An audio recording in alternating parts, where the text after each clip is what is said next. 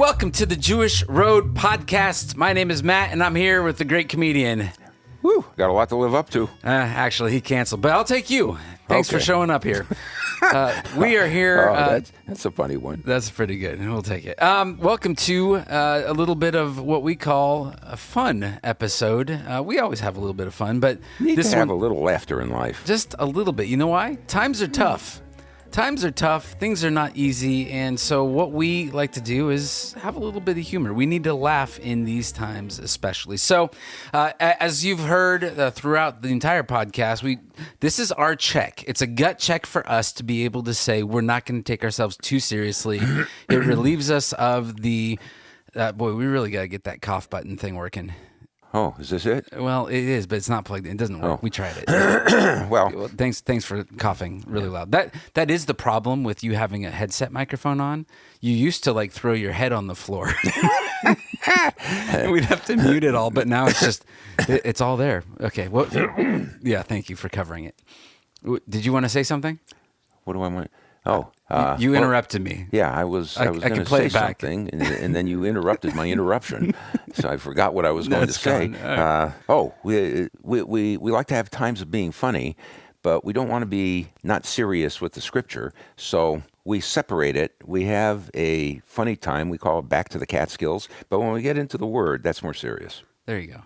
So this episode is dedicated to bringing some of... You got to stop the coughing. People are going to go nuts here. All right. Now he gets the water. We can hear all of this, too. It's all magnified because it's right there. Should we just delete the whole episode? I don't know. Okay. You got your work cut out for you, Noah. Yeah. No, I don't think there's anything you can do with this. I think we're just going to have to deal with it. People are going to stop listening. All right. Well, we're going to give you some of the best moments that we thought. We think they're all great, but that's why we have a third party that edits this whole thing. He'll give you some of our favorite moments of our Back to the Catskills moments and jokes. But here's one thing I'm going to tell you is we want to hear from you. Do you think you're funny? Do you have some jokes? Now, we love Jewish humor in particular, but if you have one of those, like there's a priest, a rabbi, they walk into a bar and, they say, oh, it's something better than that. But we're going to give you an opportunity to share your favorite joke, and we might use that for season 3. And where do you go to get that? You can go to, guess what? We got this domain name. I'm really excited about it. BackToTheCatskills.com. Yeah. So if you go to backtothecatskills.com, or if you forget that, just go to thejewishroad.com, scroll all the way to the bottom, and you'll see the link for Back to the Catskills. And you can go on there, and we'll put some of our favorite jokes on there. We'll put some best of moments on there.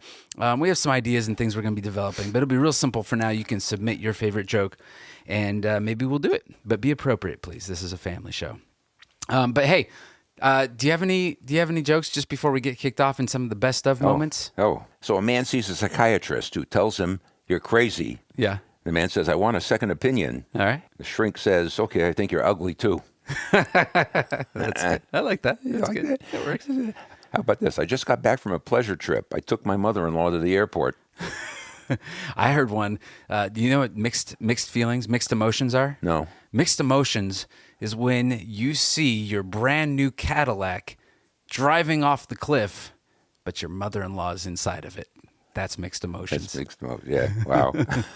But can I just say, because I know that my mother-in-law is an avid listener to the podcast, and I don't think any of those mother-in-law jokes are funny. Yeah. They're not funny at all. I think you can love your mother-in-law. Mother-in-laws are the salt of the earth. They're the most wonderful humans on the face of the planet. Carol, I love you. Gosh. You're great. I'm going to bring some food by pretty soon. We're going to hang out and have some wine. Oh, gosh. And not that Manischewitz stuff. Just all right. Did you have another one? How about this? This morning, the doorbell rang. Yeah. I said, "Who is it?" The voice said, "It's the Boston Strangler." I turned to my wife and said, "It's for you, dear." How about this? Have you ever called a Jewish mother, speaking of mother-in-laws, a Jewish mother's answering machine?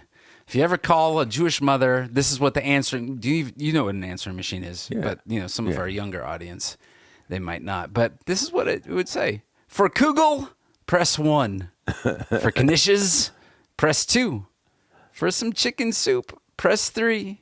For matzo balls in the soup, press 4.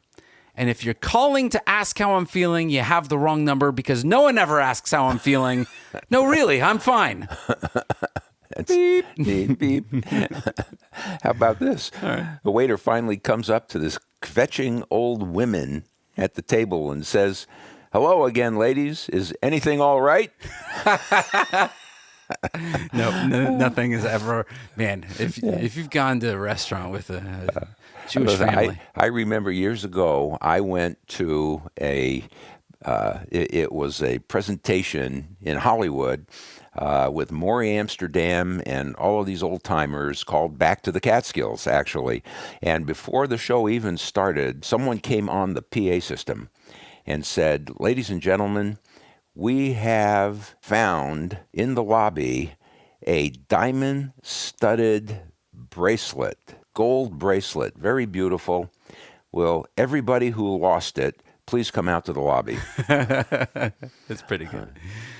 I see you looking. Do you have one more before we kick it off? How about an elderly Jewish man faints and he's rushed to the hospital. Okay. The nurse tucks him into bed and says, "Mr. Schwartzman, are you comfortable?"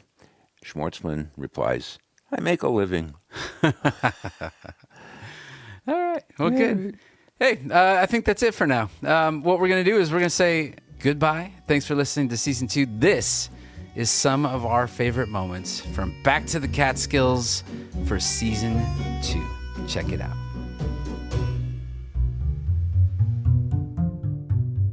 Let me tell you, we have here the first Jewish president of the United States. Oh. Has been inaugurated. All right, so we're making believe because Yeah. the chances of that happening are.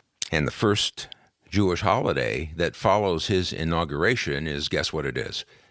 Purim. Purim. All right. Perfect. So he calls up his mother to invite her to the White House because he wants his mother to be with him at the White House for Purim. Of course. And their conversation goes something like this. All right. Okay, the president says, "Ma, with Purim being the first holiday after my inauguration, I want to celebrate it with us at the White House." And his mom says, "Oh, I don't know. I'll have to get to the airport." And, the president says, "Ma, I'm the president of the United States. I'll send for a limo. It'll take you right to the airport." Yeah. The mom says, okay. But when I get to the airport, I'll have to stand on the line to buy a ticket and check my bag. It's going to be very difficult for me. He said, "Ma, don't worry about standing on lines or any of that. I'm the most powerful person in the world. I'm the president. I'll send Air Force One for you." She says, "Well, okay, but when I get to Washington, I'll have to find a cab." She's not giving up. Persistent little thing. The president says, "Ma, please, I have a helicopter waiting for you. It will bring you right to the White House lawn." Perfect. And it sounds like it. Mom says, "Well, in typical Jewish mother fashion, yeah, but where will I stay? Can I get a hotel room?" And the president says, "Ma, listen, we have this whole big White House. There will be plenty of room. Please join us for Purim." And so she finally says, "Okay, I'll be there." And 2 seconds later, she calls her friend. And she says, "Hello, Sadie? Guess what? I'm spending Purim at my son's house." And Sadie says, "Oh, the doctor?" Yeah. And Mom says, "No, the other one." This is kind of an interesting story since we're in Passover. This is a story about a little boy who came home from Hebrew school, and his father asked him, "What did you learn today?" And he answers, "Well, the rabbi told us how Moses led the children of Israel out of Egypt." And the father says, "Yeah, how? How did he say? What did he tell you?" And the boy says, "Well, Moses was a big, strong man, and he beat Pharaoh up."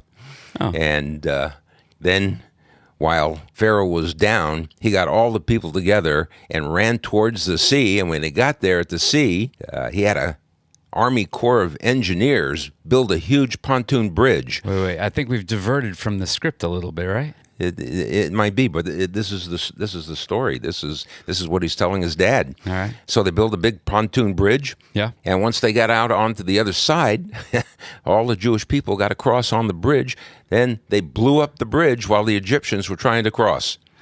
And so father looks at him and he's kind of shocked and he says, "Is that what the rabbi taught you?" And the boy says, no, but you'd never believe the story that he did tell us. That's good. Inflict ourselves with a little Jewish humor. Oh, boy. You have a rabbi, a priest, and a Baptist minister. I mean, doesn't that it's already a good joke. Yeah. You know it's going to be a good joke. Okay, rabbi, priest, and Baptist minister, they're all talking about who is the best at what they do. A little competition, right? Is it the priest, is it the minister, or is it the rabbi? So they decide to separately go into the woods, and the goal is to convert a bear. Oh, my gosh. Big old black bear, grizzly bear, something like that. And whoever is best at converting the bear is the one who is the best at what they do. All right? So a week later, they meet up and they ask the priest. They say, how did it go? And he says, it was fantastic. I read to him from the Bible, and Sunday morning, he was in the front row of the church. Then they said to the minister, well, how did it go for you? The minister says, fantastic. I found the bear in the woods. I gave him one of my sermons. I took him down to the lake, and I baptized him. And Sunday morning, he was in the front row of my church. Oh, boy. Not bad. Well, then they look at the rabbi. He's in a body cast from head to toe. So they said, what happened to you? He goes, well, I shouldn't have started with the circumcision. Bear bris. I knew it. That's a good one. That is a good one. Yeah, it's probably not. I remember looking at the boys, 8 days in, and just saying, I'm sorry, guys. This is not the greatest moment in the world to be Jewish. Here's a story about a group of folks going from one place to another, doesn't matter where, on a small airplane. There are 4 passengers in there. There's a doctor, there's a lawyer, there's a rabbi, and there's a 12-year-old kid. And somewhere in mid-flight, the captain peeks his head back and he says, folks, we've got a mechanical problem here. I'm sorry to tell you. I don't think I'm going to be able to fix it. Everybody's going to have to bail out. Then he says to them, hope you brought a parachute. Well, he says there's another problem. There are 4 of you and there are only 3 parachutes. So right away, everybody starts thinking. The doctor says, hey, wait a minute. I'm too important, to the world. I help people. I heal people. Right. So he grabs a parachute and he jumps out. Oh, boy. Yeah. And then the lawyer comes up and he says, listen, I defend people. I'm one of the smartest men in the world. And so he jumps out. And then the rabbi says to the kid, he says, listen, I've lived a long life. He says, you're very young. You've got many years in front of you. You take the last parachute. The kid says, don't worry, Rabbi. The smartest man in the world just jumped out with my backpack. That's good. I'll take it. You like that one? Yeah, they both lived. Poor smartest man in the world. Yeah. Not so smart. Hey, here's a good story. It was Rabbi Goldberg's first Shabbat in his new synagogue. And wouldn't you know it, right in the middle of his first Shabbat and leading the congregation, this hot debate erupts as to whether one should stand or one should not stand during the reading of the 10 Commandments. Well, the next day, Rabbi Goldberg, he visited 98-year-old Mr. Brown in the nursing home. And Mr. Brown, he said, I'm asking you as the oldest member of the community, what is our synagogue's custom during the reading of the 10 Commandments? And Mr. Brown says, well, why do you ask? He says, yesterday we read the 10 Commandments. Some people stood and some people sat. The ones standing started screaming at the ones who were sitting, telling them they needed to stand up. The ones who were sitting, they started screaming at the ones standing, telling them to sit down. And Mr. Brown says, that is our custom.